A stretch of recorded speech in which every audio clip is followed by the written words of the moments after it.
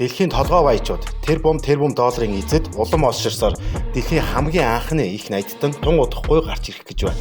Тэгш бус байдлын судалгаа явуулдаг Oxfam компани өнгөрсөн нэм гарагт сүүлийн үеийн судалгааныхаа тайлан танилцуулсан бөгөөд ойрын 10 жилд нэг их $80 болох магадлал өндөртэй 5 хүнийг нэрлэжээ. Tesla болон SpaceX компанийн захирал Elon Musk $430 тэрбум хөрөнгөтэй учир дэлхийн хамгийн баян эрхэм бөгөөд энэ ирчээрээ хөрөнгийн хэмжээ нэмэгдсээр байвал 5 жилийн дараа дэлхийн анхны их найдтан болно гэжээ.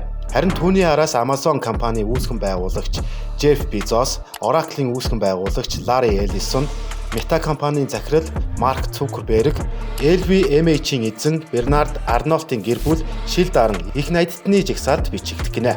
Oxfam уг тайлангаа Forbes сэтгүүлийн мэдээлэл суйрлан гаргасан бөгөөд удахгүй Швейцарын Давос хотод болох дэлхийн эдийн засгийн чуулганд оролцохоор манай гаригийн хамгийн чинээлэг хүмүүс цугдрахтай давхцуулан ийм тайлгнасан байна. Мөн Америк нэгдсэн улсын ерөнхийлөгчөөр сонгогдсон тэр бомтон Дональд Трампын тангар хөрөх ёслолын урд өдөр тайлангаа танилцуулсан нь онцлогтой байлаа.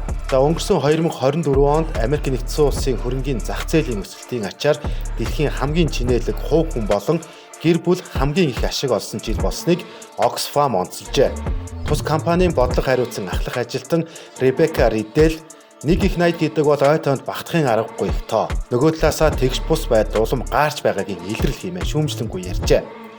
Дэлхийн тэр бомтонгуудын тоо өнгөрсөн онд 200-аар нэмэгдэж 2770-д хүрчээ.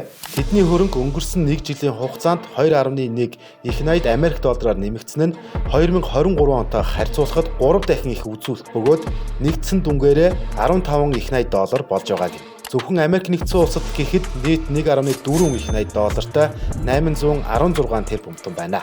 За сонирхуулахад дэлхийн хамгийн баян 10 хүн хөрөнгийнхөө 99%-ыг алдсан ч тэр бомтон хിവэрээ үлдэх гинэ. Гэтэл ядуур төрсэн хүний тоо 90 оныхтой харьцуулахад бараг ижил тэнцүү байгааг Дэлхийн банкны өгөгдөл харуулж байна.